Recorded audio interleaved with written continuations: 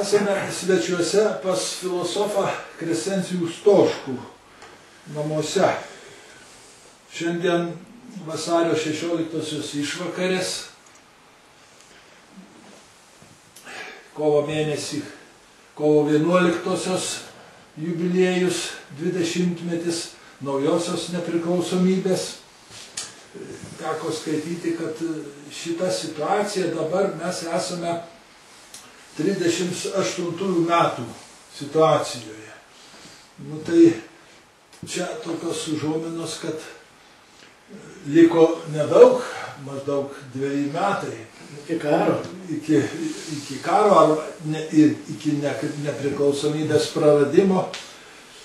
Žodžiu, nu paprastai, kai jubiliejai, tai priimta kalbėti apie tai, kas pasiekta, kas nuveikta.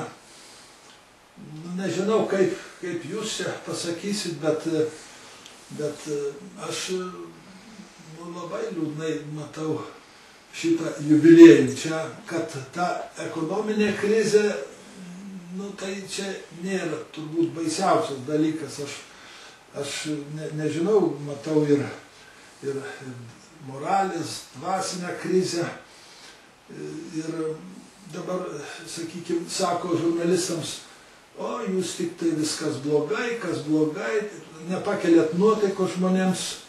Nu, labai norėtųsi tą padaryti, bet yra gerų dalykų, yra gerų faktų, gražių faktų yra, bet pagrindiniai stulpai, pagrindiniai dalykai tai nėra labai džiuginantis ir, sakykime, pavyzdžiui, kad ir kalbos situacija.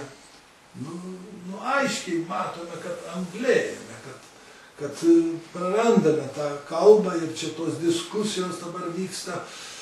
Net kalbininkai susiskaldę, lietuviškai nenori rašyti užsieniečių pavardžių. Dabar tauta, man irgi atrodo, kad pavojuje milžiniška emigracija, kokios niekada nėra buvę per blogais laikais po karo. Nu, ką tai sako?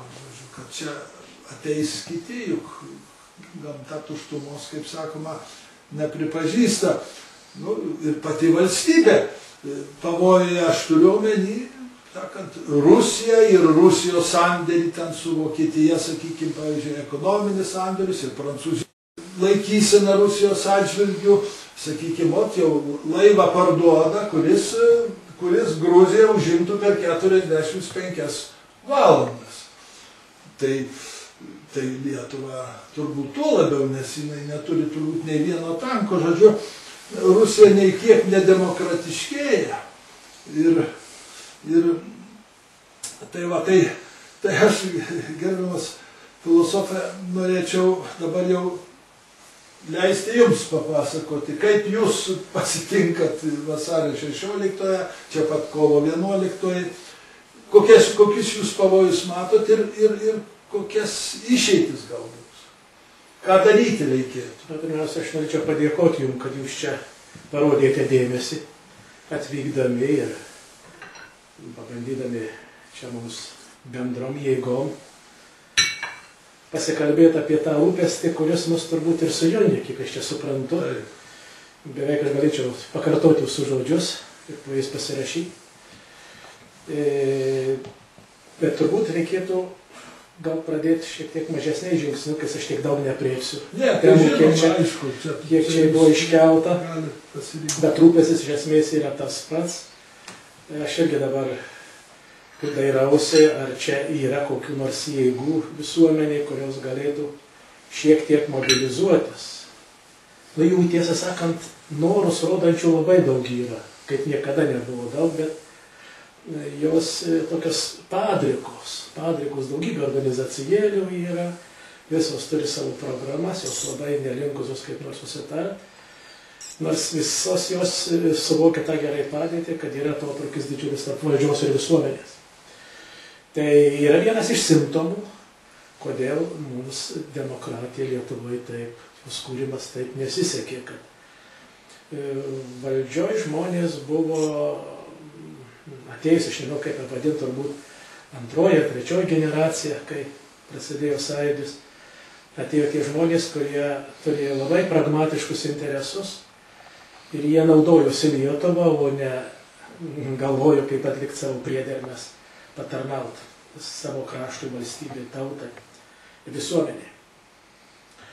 Tai tokiu bendru planu žvelgiant, dažnai aš pagalvoju, kad ką mes laimėjome per nepriklausomybės metus. Tai žinoma, vienas didžiausių laimėjimų turbūt, kurio niekaip neužginčysi. Ir kad ir kaip nesmagu būtų dabar tam kontekste ieškoti tokių dalykų, kas galėtų gelbėti mūsų šalį, nesmagu ta prasme, kad netrodytų, kad aš dangstau čia ką nors. Bet vis dėlto yra ta aplinkybė, nors čia žmonės pašneka, kad ir pasiklausimų telefonų yra, bet vis dėlto tokio sekimo, persekiojimo, minties kontrolės, ypač protinių darbų žmonėms, tai turbūt tos padėties, kokiai praeita, net iki šios dienos, kaip prisimeni, šiurpokai. Tai šito nėra. Net jeigu yra tas sekimas, tai čia vaikiškas žaidimas, tik tai palyginus to, ką reiškia sekimas, ką reiškia kontrolė, ką reiškia prievarta išorinė. Tai tas intelektualinis ir moralinis ir politinis terorizmas. Nu, ne terorizmas, tai yra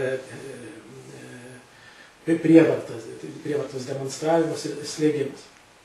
Tai nepriklausomai Lietuvoje, vadinasi, šią prasme yra mąstymo laisvė. Žinoma, kiekvienas dar po mano žodžių galėtų imtis ar raštu, ar žodžiu protestuoti, sakydami, kad kaip ta realizuojama mąstymo laisvė, ar yra galimybės ją realizuoti. Yra kiti mechanizmai, kurie gana apriboja. Labai daug nuomonių, tos nuomonės viena kitą neutralizuoja. O dominuoja tai? O dominuoja tie, kurie iš tikrųjų turėjo kapitalą didžiulį. Tai vadinasi, realiai tas realizavimas, galimybė daryti įtaką yra gana maža, tokių pavienių žmonių arba grupelių. Bet tam žmogui, kuriam vis dėlto kasdieninis darbas yra protinis darbas, tai vis dėlto jau yra daug. Žinoma, tada nelabai dirbdamas savo darbą, nelabai galvoji apie padarinius to savo darbo. Aš atlikau savo darbą, o kiek jis pasieks žmonės, kiek to žmonės pakeis, labiau, kad tas pedagoginis darbas, kurį tenka iki šiol dirbti, irgi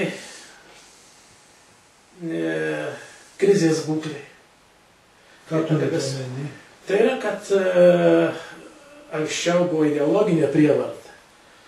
Ir pedagogas, ir studentas sėdėdavo vienas prieš kitą, bet kalbėjosi kaip per stiklą. Žodžiu, kalbėjo pedagogai dažniau tokia užuominom tik tai, jeigu norėjo ką pasakyti, bet dažniausiai atviro pokalbių nebūdavo, o studentas nelabai būdavo nusiteikęs, kadangi jis atlikdavo priedermę klausytojo. Ir tą, ką dėstytojai kartais skaito, tai atrodė, kad privalomos disciplinos ir jiem yra tolimos jų nuo jų interesų. Daug buvo tos vaidybos tokios, politinės vaidybos. Tai šiais laikais yra manos pedagogikos lygmuo smukęs labai.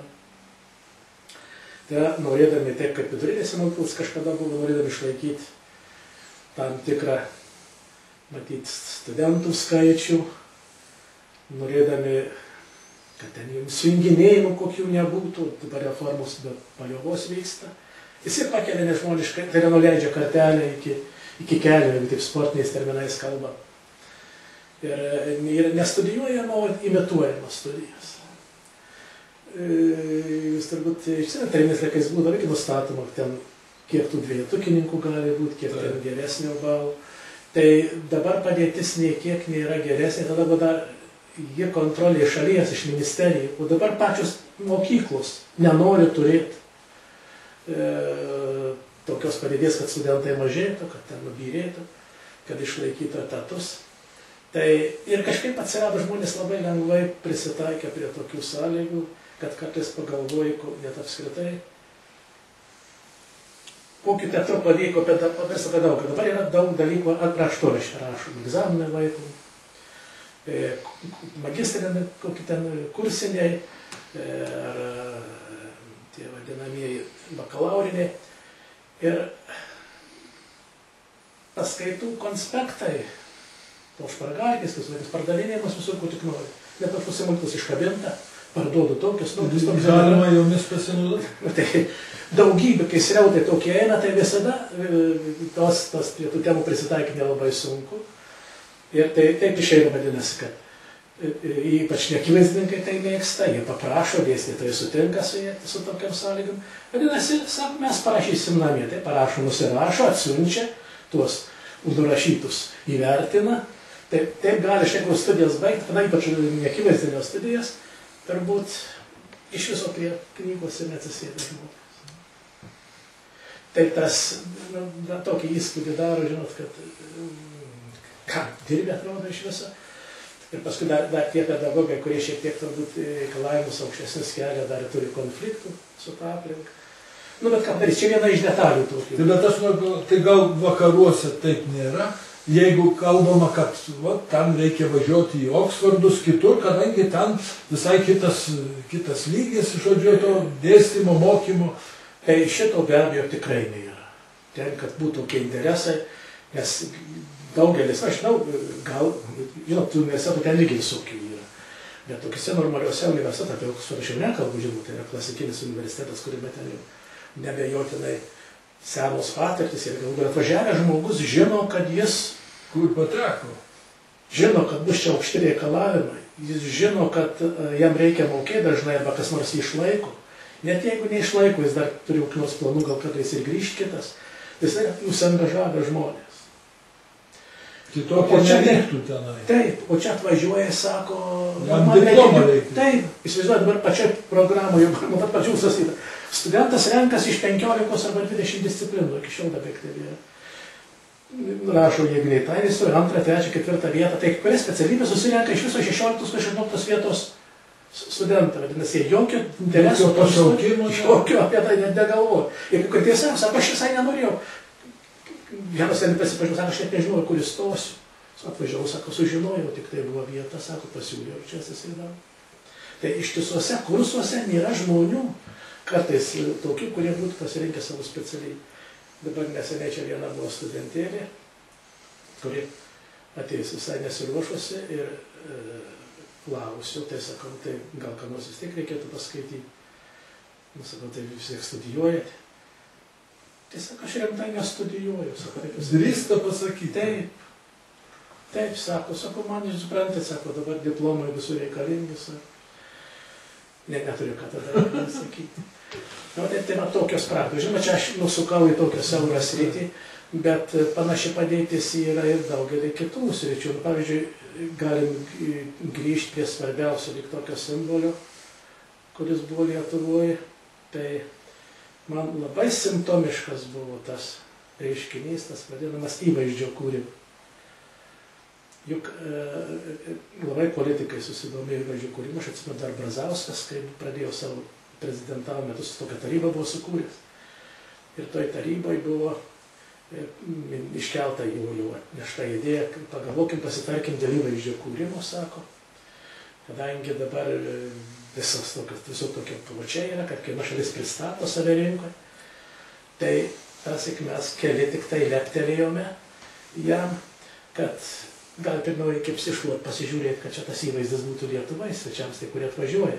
Tada buvo tokie įvykiai, kad studentą čia sumušė prie universiteto, kad čia kažkokius juodaodžius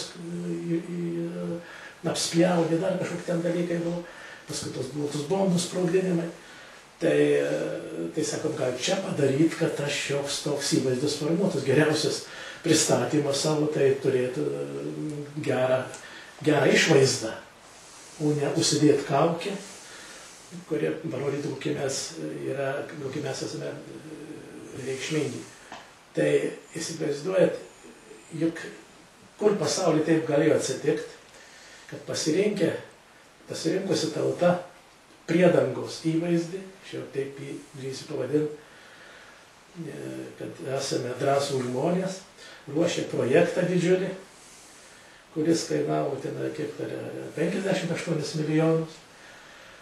Vadinasi, tai man tas nepaprastai geras simptomas parodyti, kad kaip nevisavertiška, nepaigi atrodo valstybė, tauta, ar nevisavertiški žmonės, kad jų leidžia tokiai valdžiai vadovauti, kuri, kad priedangai savo galėtų išleisti tokius pinigus ir viskas ramiai, po to praeitų, niekas dėl to ir nesutriktų ir nepasikeistų valdžia, niekas neprikaustų prie gėdos stulpų, aš nežinau kaip tą ir pavadinti atskirti. Kitaip sakant,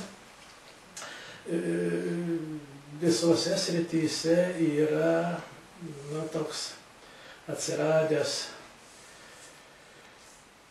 kaukių užsidėjimas toks.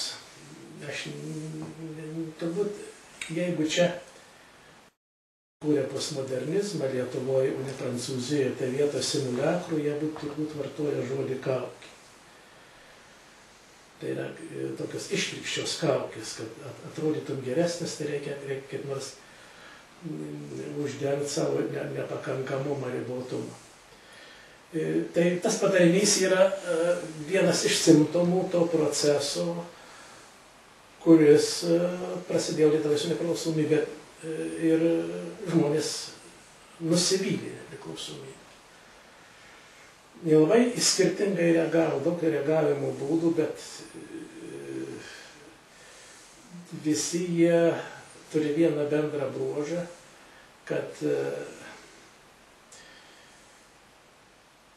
nusivylimas, kaip vienas nusivylimas, dvi priežastys.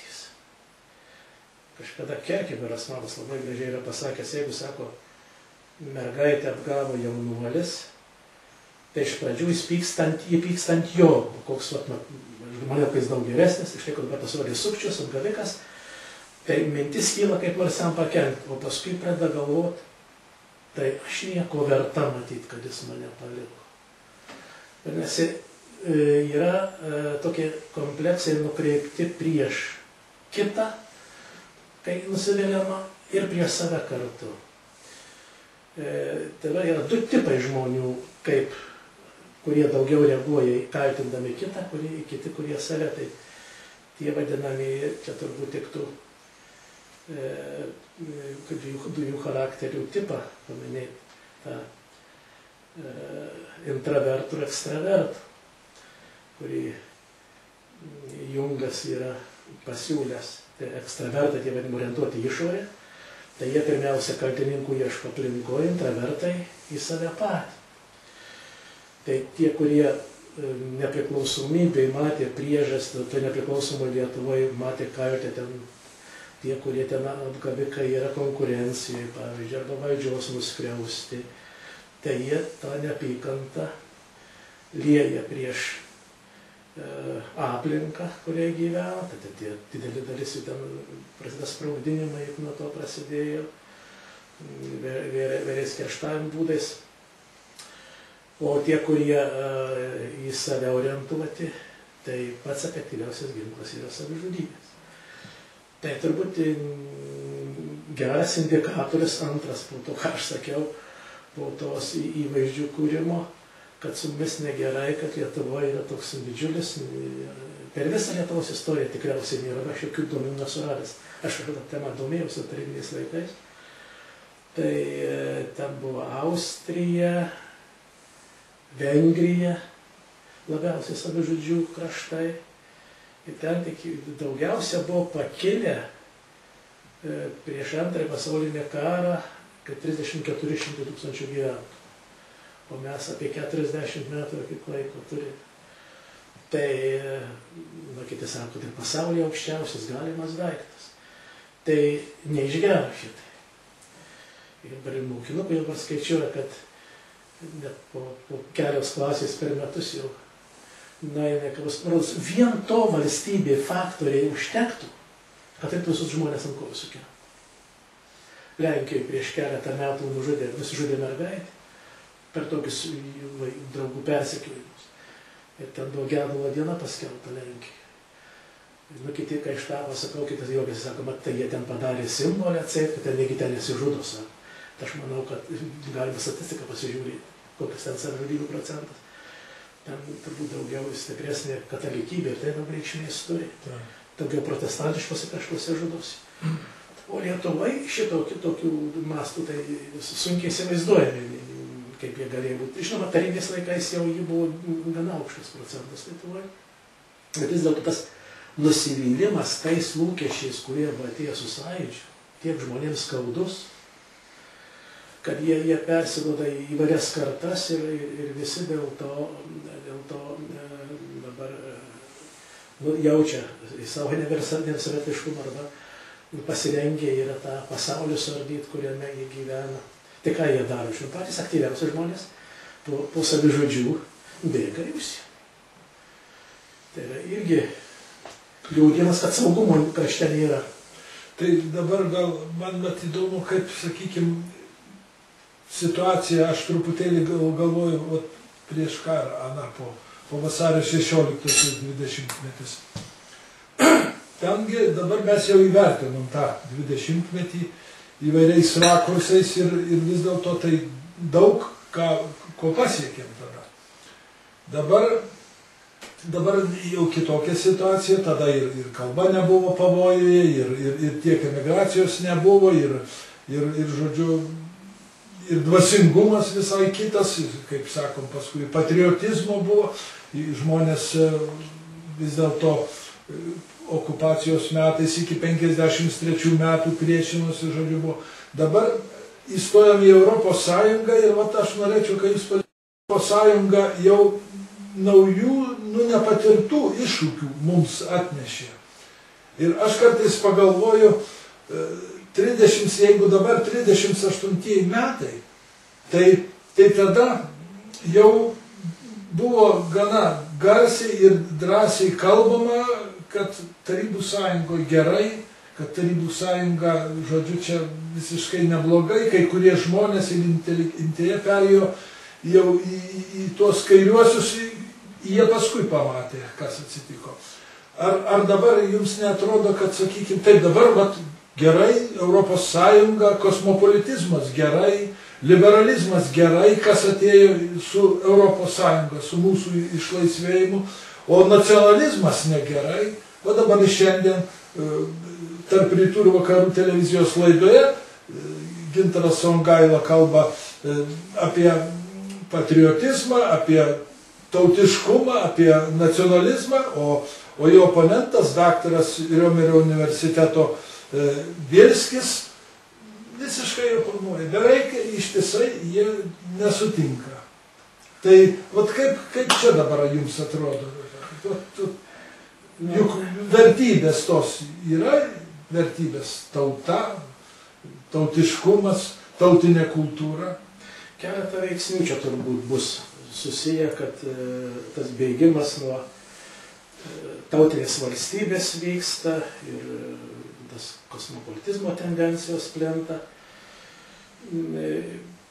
Žinoma, čia galima sakyti, kad moralinės atsakomybės nuo žmogaus už savo tautą, už savo kultūrą, už savo kalbą niekas negali nuimti. Tai yra kraštas, kuriame užaugai, kuriame kuris suformavo tavo charakterį, tavo kalbą, tavo aplinką, žemė, prie kurios esi priaugęs. Šitą atsakomybę yra iš šalies niekam neuždedama. Ja žmogus pats turi just, bet kas reiškia turi just? Tai yra, jeigu žmogus nesijaučia, pavyzdžiui, niekiek atsakingas arba niekiek nepareigingas iš to, ką gavo dovaną, pavyzdžiui. Tai kaip pasakyti, tu esi skolingas, ar tu nesupranti, ne, dovana giduodama laisvai, kodėl galėjo neduoti, arba tėvai pagimdė, kas, kurie galėjo negimdyti, ar aš prašiau, arba palikome tam krašte, kodėl, aš galėjau kitam krašte, kodėl aš turiu prisirišęs prie to krašto. Bet su tokiom mintim taigi negimsta žmogus. Tai jas jau suformuoja tokias nuotaikas. Tai be abejo, kad tas nebuvimas prisirišimo prie savo krašto yra susijęs su to gyvenimo būdu, kuris dabar formuojasi.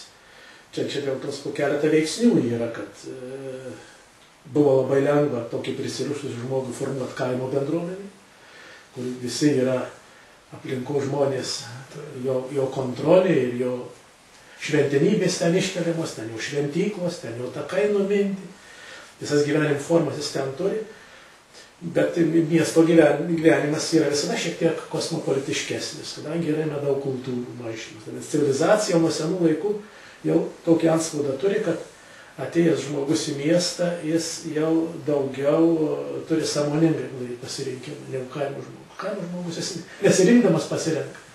O čia pasirinkimas susijęs su apsisprendimu daug daugiau negu kokiam kitam sąlygom.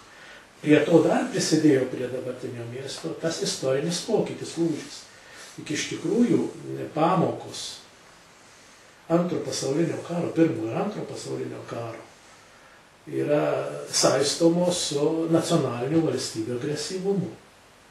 Tai yra Vokietijos, Italijos, Ispanijos, galų gale ta kolonijinė sistema dar tebeaugo, anglų galinga valstybė bus. Kaip sakant, nacionalizmas, tas kaip politinis reiškinys, buvo galinga jėga, bet antro karo pralaimėjimas pasaulinio, žmonės gerokai vertė persiorientuoti. Aš žinoma, kaip žmogus, kuris susijęs su mokslu, su žiniomis, galėčiau pasakyti, kad mokslas apskritai yra ta pačia plačiausia prasme bendražmogiškas, aš nenorėčiau vartoti kosmopolitinis, kadangi jisai negalėtų būti žinojimas, jeigu jis neturėtų bendražmogiškos reikšmės, vertės. Menas taip pat toks yra klasikinis. Visos menų šakos, visas profesionalumas, valstybingumo formos tokios yra. Kai kurios religijos įgauna pasaulinį pobūdį. Bet tai vis dėlto per 6-7 tūkstančius metų, kai egzistuoja civilizacija, per tą laiką šitas bendražmogiškas turinys niekiek nekliudė rūpinti savo kraštu pirmiausia. Kitaip sakant, labai buvo svarbu valstybėm ginti savo interesus, savo rūpesčius vietinius lokalinius. Dabar prasidėjus jau vienas dalykas, po karo atsiradus tam tarptautinių susitarimų strategijai, išgąsdintiems žmonėms nuo to agresyvaus nacionalizmo. Maždaug pro tuos kopūstų daržą praėjęs nudegęs žmogus, sako paskui, prie stalo nudegęs nuo kopūstų, eina pro daržą irgi sako pučia. Tai maždaug čia taip pat, nelabai žmonės skiria, kas čia yra susijęs su tam tikra valstybių raidos kolonijinės politikos padariniais ir kitas dalykas su kultūrinio intereso gynimu. Tai yra tautų išlikimo problema. Dabar turbūt pirmos eilės dalykas jau tautai bus ne tik Lietuva, aš manau. Lietuva gal čia tik tai bus daugiau nukentėjus, kadangi tą rodo nesėkmingą tvarkymasi politinių reikalų valstybės viduje. Gal dėl to, gal ir dėl to, kad tas tarybinis paveldas daugiau paveikė, gal ir dėl to dar, kad ir valdžiaus žmonės gal ne visai atėjo tie, kurie iš tikrųjų turi kokių nors pareigų savo kraštui. Čia priežasčių yra daug atsitiktinių, bet ta grėsmė mažoms valstybėms tik didės. Labiau, kad Europos Sąjungoje yra tas sukurta tokia atvirų sienų politika, gali judėti ne tik turtas, žmonės, pinigai, žinios, ir žmonės nori judėti, naudotis tomis sienomis. Vadinasi, vis daugiau atsiranda žmonių gyvenančių pagal tą ideologiją, kurią mums per labai trumpą laiką, aš jau dabar čia norėčiau tiesiai pasakyti, įdiegė mūsų emigrantai. Mes dabar gyvename arba pagal tą strategiją, kurią pasiūlo Europos Sąjunga, arba pagal... Šių laikų emigrantai? Tie emigrantai, kurie šiek tiek anksčiau išvažiavę. Kad konkrečiai Tomas Venclova didelį įtaką daro daugeliu galų galvose. Tai yra žmogus, kuris pats pasiskelbė, kad jis yra kosmopolitas ir kad jam Lietuva yra tokia, aš net nesuprantu, kodėl jis dar atvažiuoja. Juk mums reikėtų iki galo pasakyti, kas yra kosmopolitas dabar, taip jau šnekėti. Galvoju, kad kai kam atrodo, kad kosmopolitas bus tas, kuris mėgsta važinėtis ten po svetimus kraštus, kuris neniekina kitų kraštų, kuris galvoja apie bendrų žmonių interesus, galbūt civilizacijos išlikimą, kad būtų taip, tai niekas dėl to negalėtų kritikuoti. Rūpesčių pasaulinių dabar daug daugiau negu bet ką buvo. Iš tikrųjų, globalinės problemos verčia ir toliau vers vis daugiau galvoti apie išlikimo žmonijos klausimą. Tai tie dalykai yra savai suprantami, bet tikras kosmopolitas, kuris vadovaujasi pagal tą labai jau nuo antikos laikus formuotą principą ubi bene ibi patria, tai yra, kur gera, ten mano tėvynė.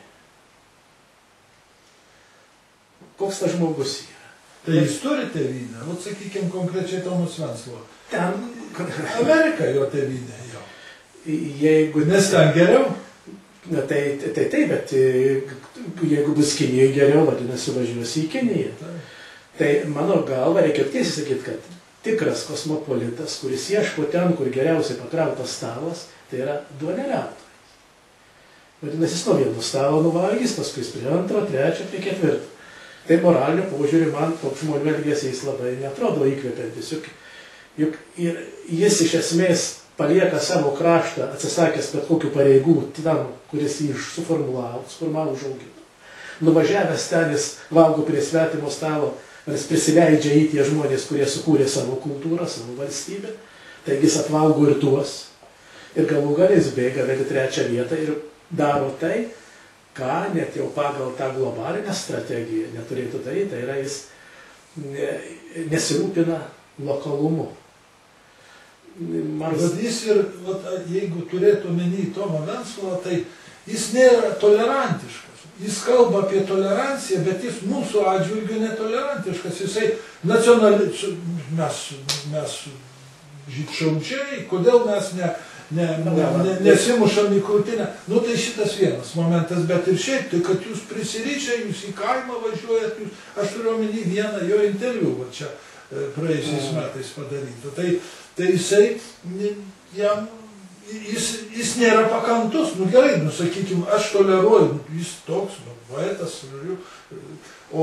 bet jis nenori, kad aš toks būtų, jis nori, kad aš pasikeiščiau, kad aš... Jis nori, kad visi būtų tokie, kaip jis. Bet aš noriu pasakyti, kad jeigu visi gyventų taip, kaip nomadai, vadinami tie klajotojai, kur geresnis pašaras, kur daugiau vaisių, kur daugiau uogų, kur daugiau svetimų žmonių sukauptų gėrybių, tai faktiškai niekas nesirūpintų tą vietą, kurioje lieka visi taršalai civilizacijos. Faktiškai, vadinasi, pačios sunkiausios vietos, kaip dabar tas juk finansinis kapitalas, kuris labai gražiai čia ir Šorošo buvo prašytas, ir Baumano knygelėse, jisai į bet kurią vietą ateina, kur yra pigi darbo jėga, labai lengvai pervedamos investicijos, nusiurbė visą turtą ir išsiurbė žmonių gabumus ir keliasi per trumpą laiką, gal per kelias dienas jos kitoje vietoje būtų. Tai vadiškai jis palieka tokias atliekas šiukšlyną. Tai kas rūpinsis to šiukšlyno, nes iš esmės šiukšliau aplinkoje gyvena žmonės, kurie gyvena lokaliai. Tai faktiškai darosi tie duoneliautojai labai pavojingi, kad jie prisideda prie to finansinio kapitalo judėjimo ir jie nesima atsakomybės ne tik už savo kraštą, kurį palieka, bet jie nesima net už tas šiukšles, kurias padaro to globalizacijos procese dalyvaujančios tos. O tie, kurie turi tą didįjį kapitalą, tai jie yra didžiosiuose valstybėse, ar ne?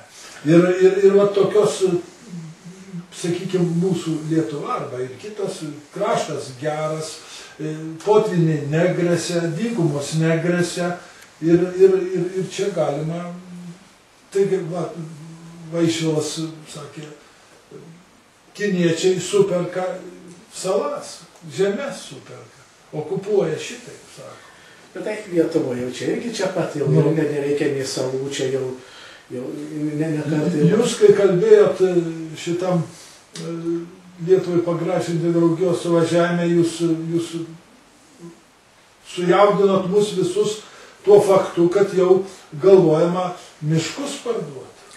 Tai čia jau net ir Naftą pardavė, jūs įstatymai, sakėt, taip, va tokia ypatingai švaria gera nafta. Čia tie patys dalykai. Čia ekologinės problemos, tokios, už kurias, žinau, kaip atsakomybę reikia verstai valdžiai, kur iki šiol buvo ir nelabai ir keičiasi. Tai viską įtraukti į apyvartą ir padaryti per trumpą laiką, gyvenantiem šią dieną, didelį pelną, visai negalvojant, kas bus rytoj. Tai aš, be kitako, vėlgi, ta tema buvo iškilusi ir su Brazausku pokalbį kažkada, bet kada pirmais jau prezidentavimo metais. Tai jis apsimetė, kad jis nežino to dalyko. Dėl miškų? Dėl naftos. Dėl naftos. Tada jau spaudoje buvo paskelbta informacija, kad švedai čia ateina ir gauna tą pusvelčių ir iš esmės, net įsivaizduot, ta nafta, kurią didžiavosi tarybiniais laikais, kai mes sužinojom, kad šitas dalykas yra Lietuvoje, tai visi kažkaip pasijuto kitam pasaulyje, maždaug, kur mes galėsime būti maždaug lygiaverčiai partneriai, nors jau ir nedaug, mūsų kraštas nedidelis, bet koks tai yra didžiulis neįkainojamas turtas. Ir dabar čia apsimeta politikai, kad jiems nereikalingas tas turtas. Kai aš jau primiktinai ėmiau klausti, tai pradėjo aiškinti, sako, kad, matot, jau sako, čia tiek nedaug, kad jie pramoniniai gamybai kokiam nors statyti įmonės neapsimoka. Tai vadinasi, ją išsiurbė, arba degina, arba tiesiog eksportavo į užsienį žalią naftą. Tai per visą mano gyvenimą, kiek aš mokiausi nuotolinės mokyklos, tada būdavo sakoma, kad tie kolonizatoriai, kurie užėmė resursų daug turinčius kraštus, sudarė didžiausią pavojų tuo, kad neperdirbo tų gėrybių, kurios ten yra vietoje, bet žalimas išveždavo į kitus kraštus. Vadinasi, buvo būdas, kaip nualinti tuos kraštus. Ir čia auksas, bet tai kaip dabar arabų kraštuose, tuose arabų emiratus, kaip jie klesti. Kitose kraštuose nieko panašaus neįvyko, bet ten, kur yra stabili valstybė, šeimininkiškai elgėsi ir suprato, kad tai yra čia neįkainojami lobiai. Paskui ir tas turtas ir bankus dabar nugalati, čia dabar keliams šimtams metų jau jie yra susikaupę kapitalus, savo perspektyvų. O Lietuvoje, vadinasi, to turto yra gana nedaug ir kad jeigu jį reikia jau panaudoti, tarkime, jau tikriausiai reikia, kad amerikiečiai reikia užplombuoti. Lauk tada, ką pakils kainos maksimaliai, jeigu protingai šeimininkas būtų. Ir tada būtų jau tuo metu vadys atidarė, kad nereikėtų tada importuoti, galima statyti gamyklą, sakysim, kokiams vitaminams gaminti arba kokiam maisto produktams kokiems. Bet vadisi gyvenama šią dieną ir, kitaip sakant, tik tai eikvotojų politika. Tai šia prasme grėsmų jau ekologinio tipo yra gana daug, kitos žemių pardavimas dabar, turbūt jūs irgi pastebėjote. Net kaip aš nekėliau su normaliais žmonėmis, sako, tai gerai, kad nedirbo nuo žemės, kodėl jūs dabar bijote, jeigu pardavinėsi. Atsiras konkurencija. Konkurencija vadys pakels kainas. Tai vėlgi apie ką kalbam. Kalbam apie tai, vadys, kad dabar tie pinigai išimti būtų ir jie cirkuliuotų kažkieno nors kišenės. O ne tai, kas bus su tais gyventojais. Juk mūsų kraštas yra laimingas, kad jis neperkimštas dar gyventojų. Vadinasi, turi dar ir vietos, ir pasigrožėti, ir pailsėti žmogus, ir kokią nors poilsinį namelį pasistatyti kokį nors. O jeigu yra tie Olandų ar Danų kraštai perkiršti, tai suprantama, jiems reikės erdvės. Jie dabar ir eina ir nieko negali padaryti. Pasirodo, žmonės sukėlė, organizuoja maištus ir nieko negali įveikti. Kubilius eina per kiemą. Šiauliuose.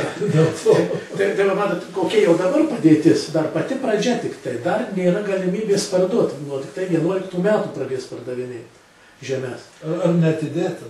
Dabar dar siūlo dar iki 13 metų, bet tai ką tas pakeitys? Jau parduota daug, sako. Tai taip, tai yra per antrų žmonės, per antrus trečius žmonės. Taigi, čia mes truputį jau turbūt į specialistės rytį nusukom, bet ji irgi prisideda prie to, kad žmonės jaučiasi, kad savo krašte jie yra nesaugus, kai jaučia buvimas Lietuvoje yra nepatikimas. Tai jie ne tik savim nusivelia, bet nusivelia savo valstybę.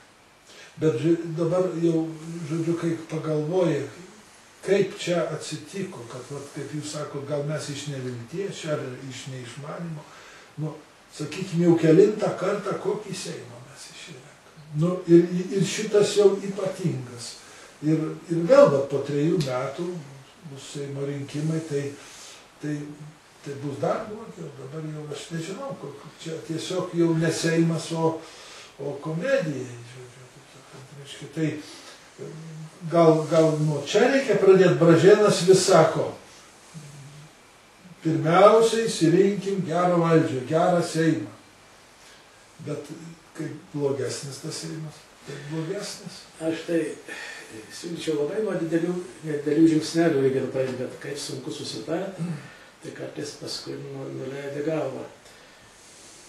Juk kaip sunku pripažinti, kad Lietuvoje yra krizė. Visai įsisukinėjo. Kad, sakykime, sunkmetis. Ar visai nesakykime nieko. Nu, pablogėjo, pasitaisys.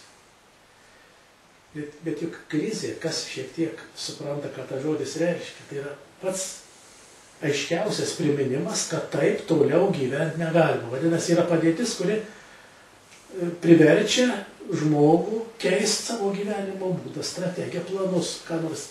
Ar žmogus susirgo liga, pavyzdžiui, invalidas pasidarė. Jis negali gyventi be kojos, žmogus tai kaip su koja, arba be akių, sakys. Jis turi keisti savo gyvenimo būdą.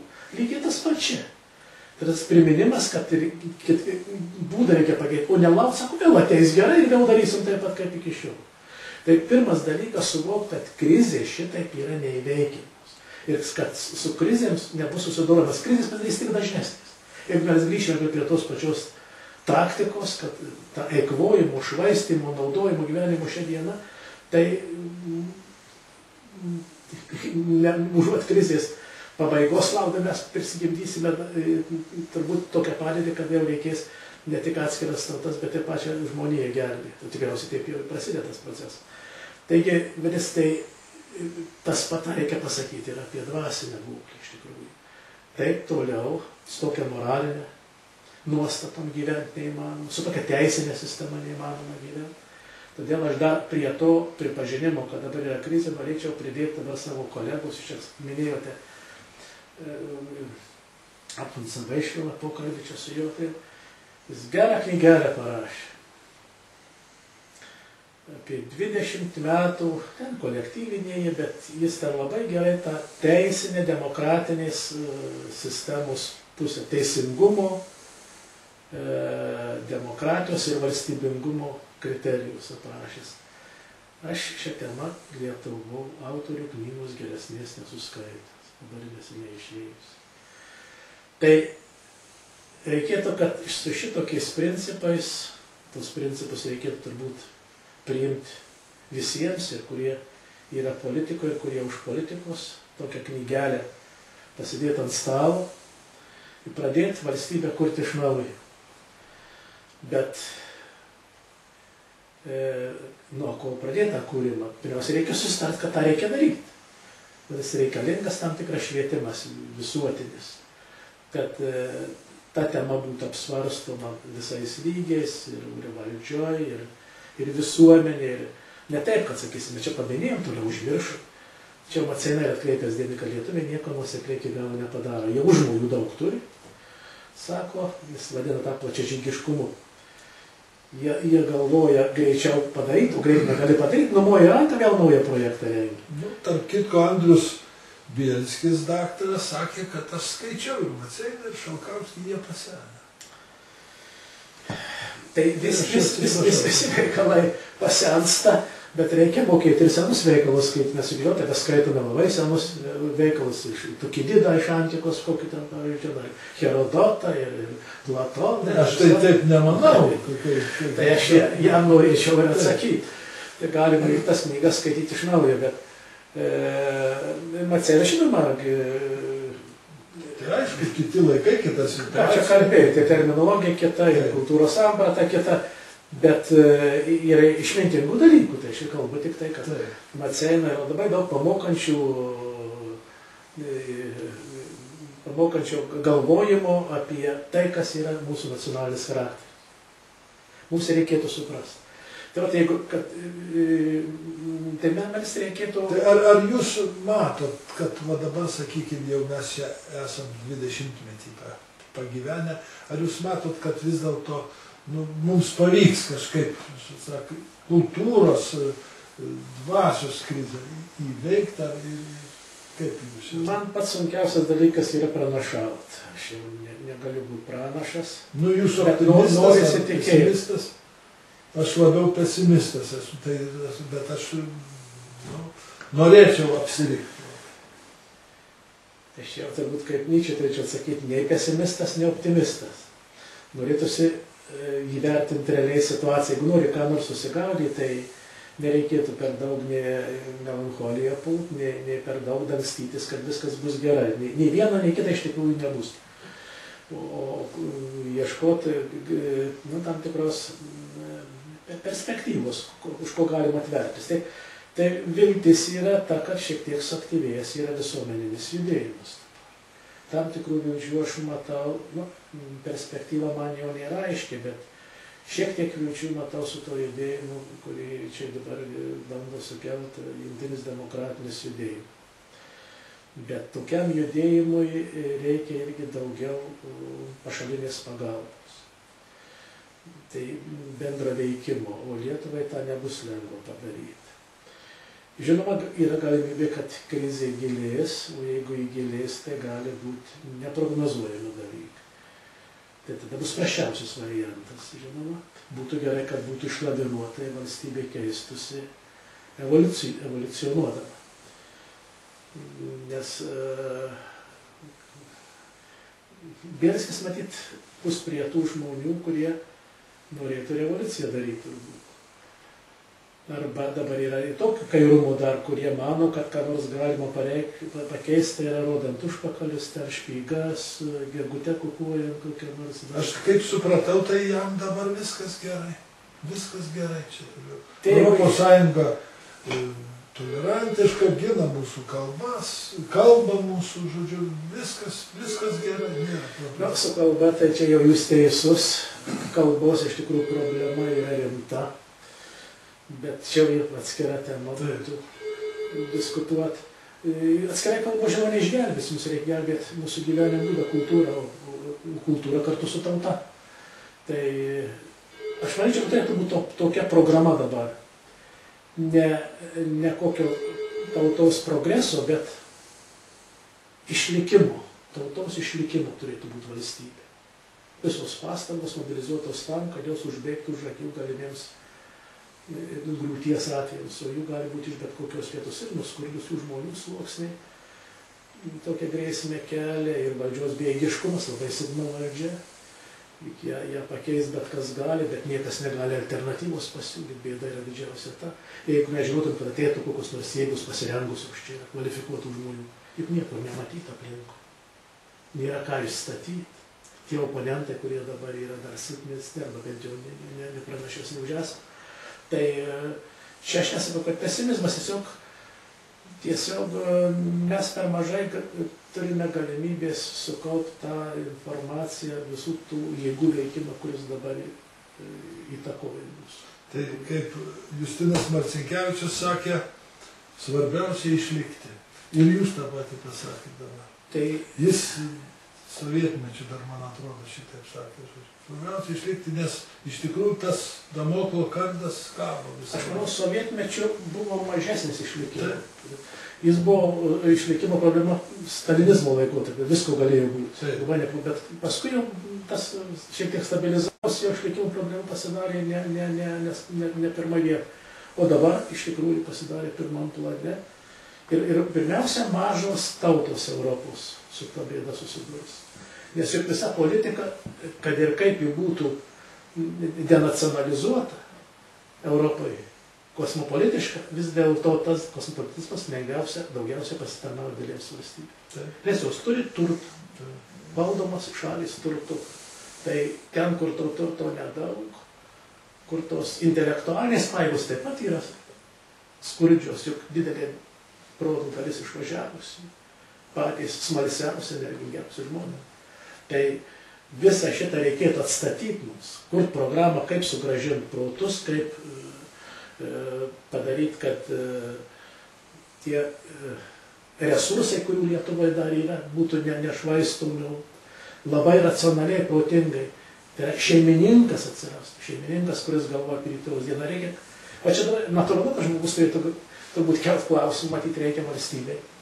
Gal kokio šeicho, kuris gyvena šią dieną, juk kas prastai Lietuvoje, kad visi gyvena šią dieną.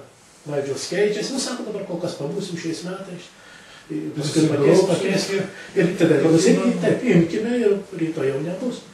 Tai ir kai visa šitokia politika, žmonių gyvenimo būdas taip orientuotas, tai iš tikrųjų nėra viltinga ta ateitis.